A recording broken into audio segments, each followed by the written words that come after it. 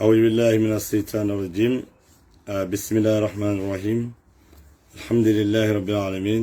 الحمد لله رب العالمين الحمد لله رب العالمين La Minsilla UDP 100% online TV Nal Bali Malum La Minsilla Bronx New York Natali Kanab Banko Dimul Be Konton Kamol Jai K Tentu Mol Medialonko yela duwani mal kinam formol kono na message to ka duwa kenye fala sinni maftandi na banko kanjang alhamdulillah nyimma ftara Gambia ka ba Gambia alhamdulillah be America banko kanjang Gambia de on be konto ala baraka Gambia de on le teletal jonola be Allah subhanahu wa ta'ala dan la alamu alayna aljo bunyani horomo asembo warta bake nde kundin la banko din le bunyani horomo misronye yen kontan bake bari simen keno dron kana murunan banko din le kal jay kal tentu ka ita Allah fana le dua kunyima min ka alhamdulillah nyimma ftatale alhamdulillah benna dimbal kanjang ya nada dron ka ya marlo di banko dimolla banko nyimbe nyamen bi mba mek sola le ngamul dani gambe dimolla ala Allah wakilo kaf alkana son Allah banko itinya nimu ban fanye du kolum ninti momo ni simen keno la banko e wuli elo ila banko momo banko din ya nyantoleti bare o banko ay kewlel soto molel nyanta o banko ketala wala ngal dani ngalon ko tumando banko mo jamal be parerin pour nyim banko ay kana anden jikita fana nyim banko be kanale yo bari kayanyo ya marlum doron nganna wakilol warande bake nga mexo nga diamu nyoye special del melbe sirin diaspora alla mol melbe so kono al telephone ta ali diamu alla badi ngoli alalo nyim banko be takan situation menna a sangarta bak adun gambe diwol be nyanta lolale ya make so pour nyim banko skanano nyame mbe momo kumalla mo be kada kolale bara ala la kada kole alinge kaf alin kana som president Adama Barrow succeed 2016 al kana somala 2021 in December karo tilinan gambe diwol ali bam far President Adama Barrow anala mol kana succeed no al bulu because ni aketa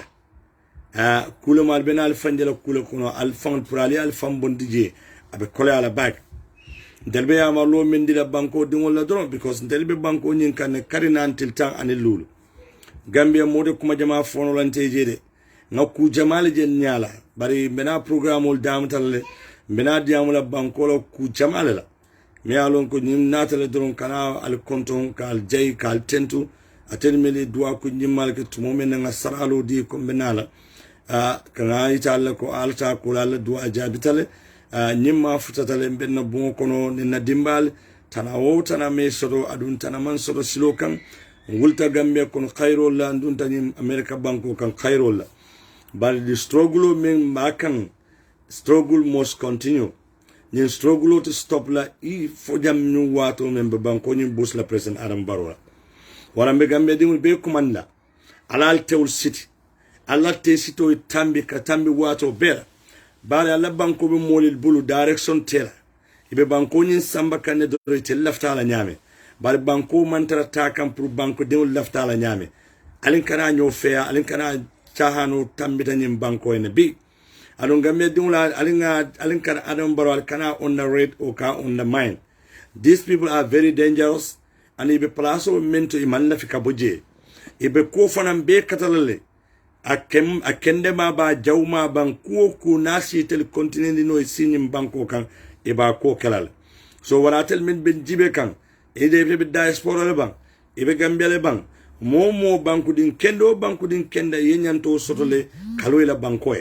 warambal bedan la gambe dingul allo alla bankoye parce que alla banko be takam bulo menna bul jawba andabe mol mel bul bala fatela nal sonte soxital bulula nim banko prali nim banko ragle no koteke abe kole ala baker diamulal be diamulale wallahi ala mo lamoy lal kalamu talati nyim banko bele dentala waram manyan sonna mo la selfish interest o kan pour nyim banko tinya bare ibet banko betakan tarambulo menna abala fa warta bak nyim banko bi aslanya warta mo la life o man safe mo la naflol man safe mol niol fan man safe bi gambe bi ni fitiro sita mo bele katar silande fitiro ni wuraro sita ni ko moye fan nanin bla kara kafu en tanola mo be silande mol malla nyola aka kole ya fan pour moye taxi o ta pra ta la sokona because bi mole taxi le ke jorangalti ka gambe dum la niol kasara o kela naflul kasara albamo la luwoli be mole kidnapla e be nyapla mole kan because nyaton ko be siri me alon ko banko la tanko bundala te mawo mira ala hakilo man ta o fan to fan biatela hakilo be damen bi anala mol mel be sira bala wolo mu telbe continue no kanyim banko maranyade bar silan ko to tel banko dingle bulu because harabadin kuno singna dampadan me kuno na fa yo lonne nim banko be takan taram bulo men hannen ayatara ikere fanjawoti yalo ne ko nyim moli banko mol bitrela president Adam Barrow la mansa kuna kuno bi ni ajiba bala fa warta bare momi ya lon ko ay lahidi wo lahidi ta ay kuma fo ka fo ko abole kala aya be fel ane hani biya be lafirin kam maralo ko banko kan ite mol fel ye lahido menta banko dinule sanji lulo kono ya be bay ite banko samba maralo me te nafa ebe banko samba ka wala bar sile bena amuru ka banko din kilin kan kotake e ka fo al carte o fayni nga continue maralo gambe din yimbe kene baleto al kana son mol miliyalon ko kunkilin na nafa ko le jibe yalla banko tinya nim banko tambitale ka banko ka fo kon tebe nim political party karle on te mun si karleti on te mun dina karleti men important ja wolo ma alinga jibe be banko dunna mo jumale bulu me ya lonko atikala moti me ala be banko din bitrelal bari pour el president Adam Barrow wo continue nyim banko marala mo mu fanjaw yala ci doron mol mel yale malafi fanna ba ni haramadi mo do be je hanni kay ko ala kay ne be sambala arjanna aba fala ale ne mbatu ngata jahannaba folo tannim bina arjanna folo bare wole be keri gambe bi mol be president Adam Barrow support la ni kontonte be sima mol be president Adam Barrow support la ila mol ni la ibuk ni foy ni mabe wullaban foy molel be boyle kambang ati kere so waranin kumin bonyama banko be takan tarambulo men mo be ya jele gambe dingul alla fi al fanga al kane tulolo mol like kuma kumo santo fali duma bebe nori because president Adam Barrow na MPP mol bole nyama e quand même fali santo banali yelo kuto ko koto jibe fente je na manke note because tonya ate bulula iman liman la fanan tonya sabati nim banko kan wala tel banko dingul bel yalon ko atel tam banko atele nyim palaso di nyim molla al sayta fanan karwo karal kejo wala kana son nyim moli yal ke joranti kal fon bulal fantinyala is abala fa wata bak ni ajibe ni dun da gambe Marcel kono bir billati kunda sera kunda brika ma banjun tayet fengul dañi ninka bagasol be taga tamata wafkan priceol mella it's so sad ni da loptanol kono abala fa wata mol katara de cannot afford pour ita boro san ando loptano te boro dilela atel kontel be continue la nyim maralo le kono bang nga momenta do ko la for the past 5 years among fen change no banko mo la life for the better but instead of I mo la life will change for better I banko la life will change for worse o mo kiril be dun kal kan nan kotake e ka faale ko al carte o faynya kotake ngata kotake ngasi ko another 5 years mo me ala sital kunna ali alla banko diala I al feel 5 years follower muna ke albena o mo benal kan kotake albo alba la banko dilo la kotake another 5 years ni mo fanja reality banko din ala la banko jibe abata kan situation no menna is very bad and is very sad yajere ndel bodona je kunun ne ngajele membe nyim banko kan banko din be tora ya men konola banko nothing is working